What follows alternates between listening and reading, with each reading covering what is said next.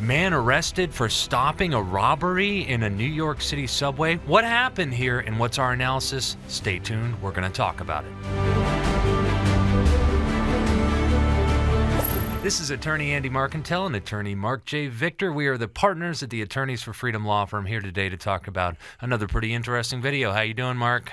Good, man. This is an interesting one. I wish we had better video footage on this one so we could get a more complete picture of what happened. Yeah, I wish we had more video footage of this Right. one. But we got what we got. All right, so let's start by playing the video.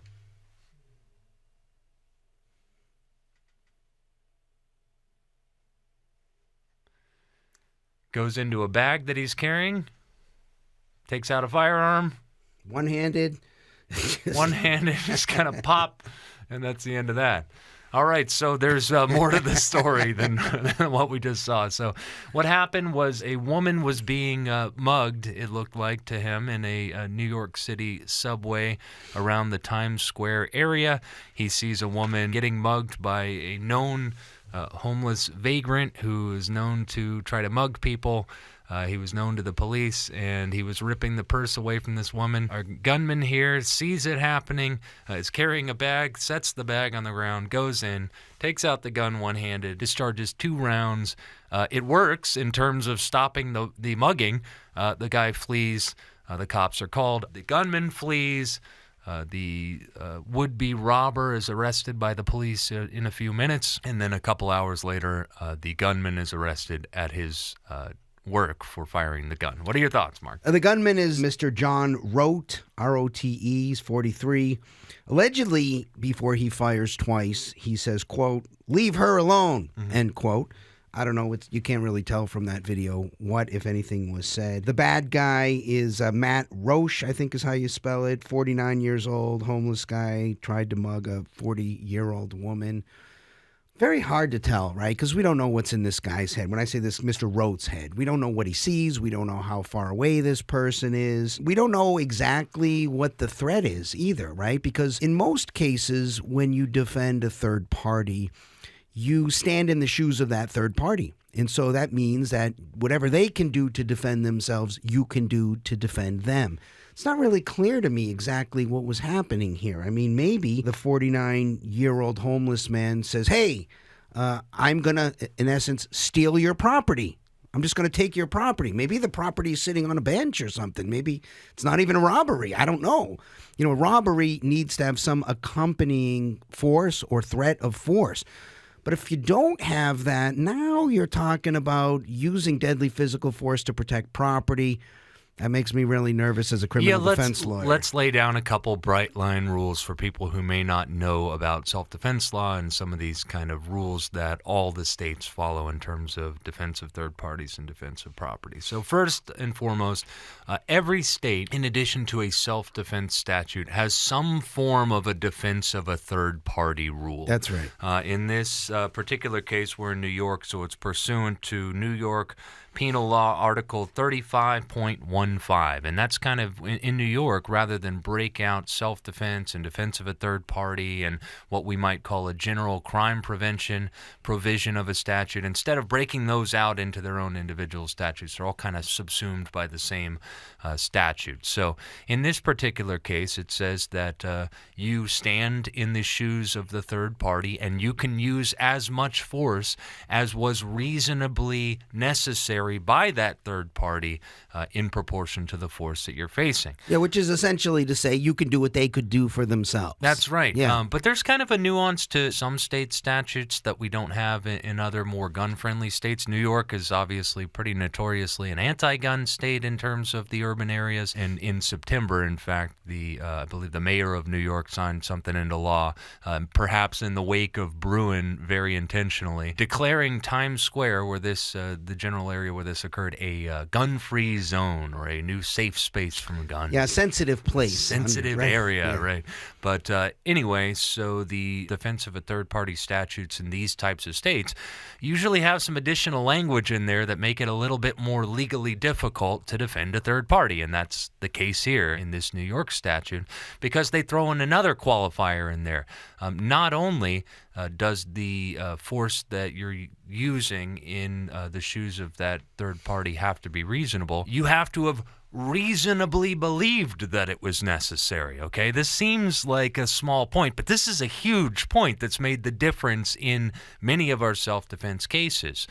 In some states, for example, like Arizona, where our law firm is located, we don't have that modifier of reasonably believed. It just has to be a good faith belief. In other words, you honestly believed that it was necessary to use the force to defend that third person, and that the force you used was actually proportionate to the threat that they faced. New York says, no, not only do you have to have reasonably believed it, but it actually have to have been reasonable and for it to be legally justified. Yeah, and it's interesting. There are these differences among states. And Arizona follows, I think, what's a minority rule here, which is not just that you get to use whatever force the third party you're defending is allowed to use for themselves. They may not be able to allow to use any force, and still you can be justified based on a mistake of fact in Arizona, in many other states as well. So even if the third party, say, is the aggressor, and you made a mistake and you thought the third party is actually the victim, they have no right to defend themselves, and you act to defend a person who otherwise doesn't have a right to defend themselves. You were just mistaken and thought that they did. That can still be a complete justification. It is in Arizona. And it's still an open question in Arizona whether that mistake of fact even has to be reasonable. There's some room to argue even an unreasonable mistake of fact might work as a complete justification. But that's Arizona. This is New York. Okay, so first bright line rule is you can act to defend a third party in certain situations. Bright line rule number 2 you alluded to already, Mark, which is that you can never use deadly physical force to defend property. You want to say anything about that? I think it's pretty self-evident. People don't understand this sometimes. We've certainly had clients who don't understand this concept, but even if it's extremely valuable property, even if it's somebody stealing $1 million from you, you never get to use deadly physical force to defend it. Yeah, now, I know that people who are watching this video in Texas are saying, no, we got a special statute. And they do. Texas has a statute.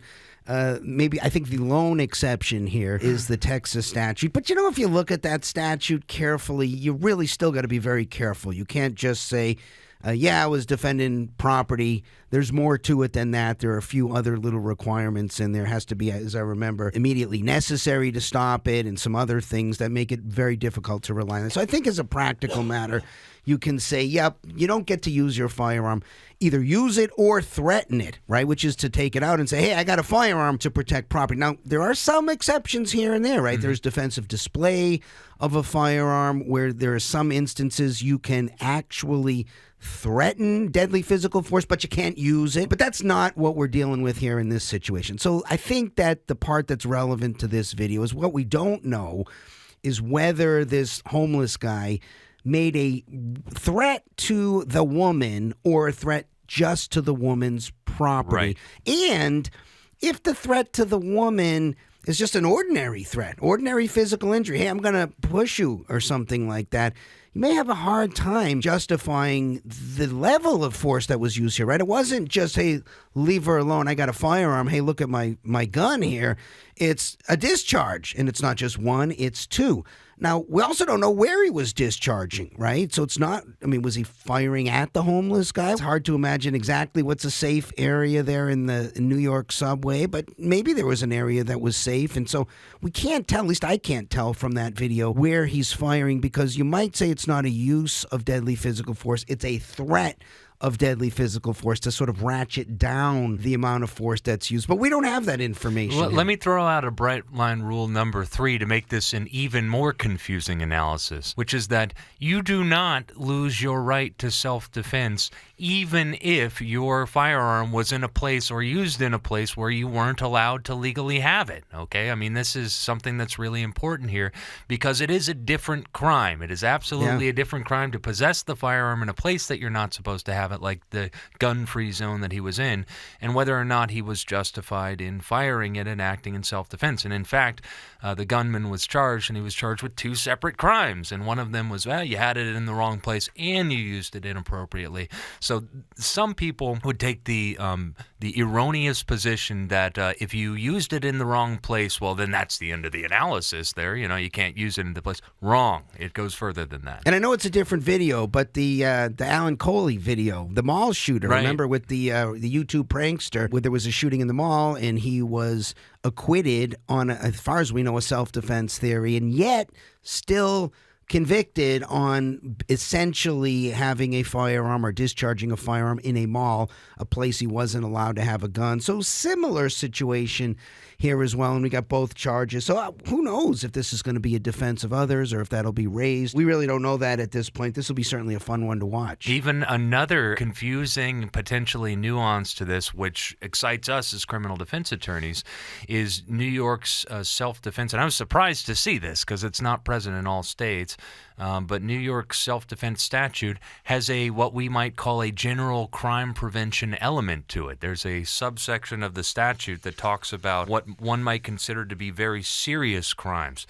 Things like kidnapping, forcible rape, forcible criminal sexual acts, or robbery. And it says, okay, well, you're never justified in using deadly physical force to protect yourself or a third party unless one of the other things are happening.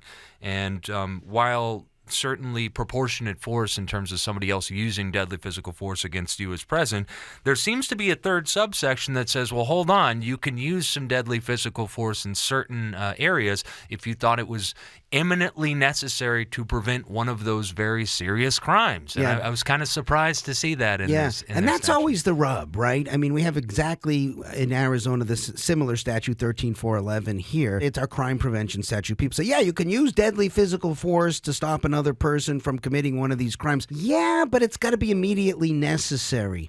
And, you always got to keep in mind as well who's making the decision about whether it's immediately necessary. And this always comes back to something we as real criminal defense lawyers who try cases know, which is it's going to be the people on your jury. And you're going to get a New York jury here. Right. So you're going to get people from New York who ride the subway. If you're a responsible gun owner, you may take homage with the contention that Jury of your peers. this is a jury of your peers from Manhattan. One of my criminal defense attorney friends once had a poster where there was this dog on trial, and the jury was all cats, and so it said jury of your peers. Huh?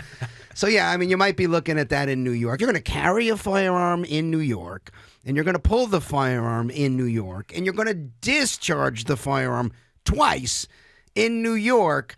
You're going to be in for some grief. And you're probably looking at a lot of time. I don't know what he's looking at because I haven't checked out the sentencing statute. This is one of those cases. You know what this reminds me of, Mark? It reminds me of, I remember there was one self-defense gun case that we did together. And we talked to a juror afterwards, and he it was maybe a little bit more liberal of a jurisdiction than our client was coming from. And I remember he said, if you're going to come to my town and discharge a firearm, this blah, blah, blah, blah, blah. So our client didn't feel in that moment that this was a jury of his peers, right? That's right. That's right. I just thought that was it's interesting when you kind of move jurisdictions and things like that. Yeah, and people should always keep in mind that if you're going to discharge a firearm, you're going to be responsible for wherever that round goes, right? So even if you're going to be justified in the act of self-defense, if a third party is injured as a result, say you shoot somebody and maybe the bullet goes through that person, but then it ricochets and it kills an innocent person, you're likely to have problems there, right? Now, you might have a defense that, well, I wasn't acting recklessly, okay? And so that gets into some of the weeds of what it means to be acting recklessly, which is generally to consciously disregard a substantial risk. And so this might depend on a whole bunch of other circumstances, right? Like things we don't know. How crowded was the subway at the time this guy pulled out and discharged 2 rounds? We don't know. Was it deserted? Was nobody else around? Were there people everywhere? Because, the more crowded it looks, the more reckless you look. And indeed, I think there's a reckless endangerment charge That's here. right. And so, they're charging the mental state of recklessness, right? So they're not saying, look, you intended to do something wrong or you injured another person. You recklessly consciously disregarded at a substantial risk that other people may be put in danger. So he may be looking at some trouble up there. The question is, though, prosecutorial discretion. Is this really somebody, assuming nobody got hurt, is this really somebody you want to exercise your discretion as a prosecutor to go after? A guy who I think it's clear is acting as a good Samaritan. He's trying to stop what might be a robbery in the subway. I don't know the scene, right? Maybe it could be a deserted area, which in some ways makes it even more dangerous for the woman. Maybe she could be raped. So I don't know. It just seems like even if this guy committed a crime, he should be pretty low on the list in terms of people who get prosecuted. You would hope so. But they are definitely gearing up to prosecute this guy. They are definitely gearing up to make an example of this guy. I mean, if you take a look at the coverage of the story and how everybody's talking about it, the story of the vigilante, the would-be vigilante, is a bigger story than the guy was robbing people, but we knew about the guy robbing people. That's just kind of business as usual in the subway. But this vigilante who discharged 2 rounds and everything, he's the story here, kind of outrageously. And so I think the bottom line here, Mark, is we don't have enough information based on that short little video on whether this is a defensible shoot, whether this is a justified shoot, we don't even know the trajectory of his bullets. We don't know if he fired into a corner or if he fired near where the alleged robbery was taking place or into the ceiling. I mean, we don't have any of this information.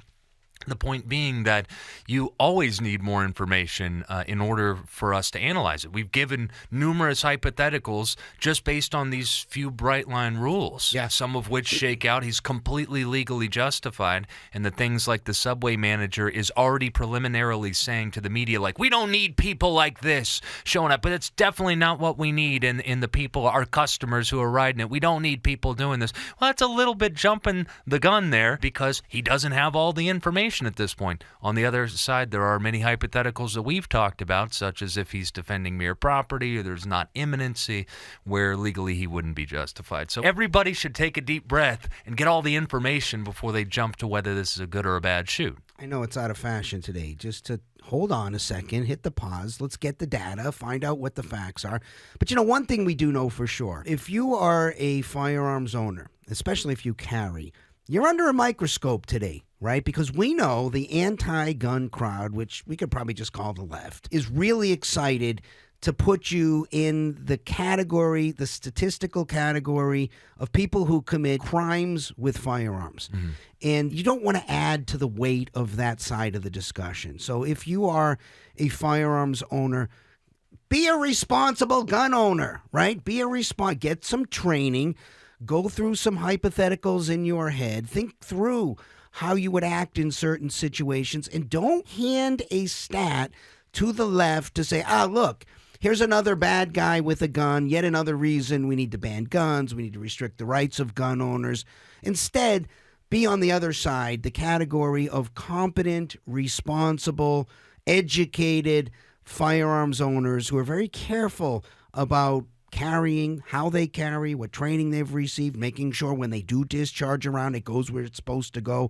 Those kinds of things help us make the argument for freedom, the sub-argument that competent, responsible adults get to keep and bear arms so long as they don't present risks to other people. Very wise words to end the discussion with. And of course, when we finally do get more facts about this and we find out some more information so that we can meaningfully analyze it for you rather than speculate or take a guttural reaction where we just throw in with one team or another, we're going to wait for some more facts. And when we do, I'm sure we'd love to come back and give you a full legal analysis of what we think the odds are of a successful self-defense. This is a fun one. Bet that guy wishes he didn't discharge those 2 rounds now. Yeah, absolutely. All right, everybody, if you liked the video, like it, subscribe it, share it with a friend. Go to attorneysforfreedom.com to learn more about our law firm and attorneysonretainer.us to learn more about the Attorneys on Retainer program and what it can do for you. Until next time, this is Attorney Andy Marcantel and Attorney Mark J. Victor. Peace.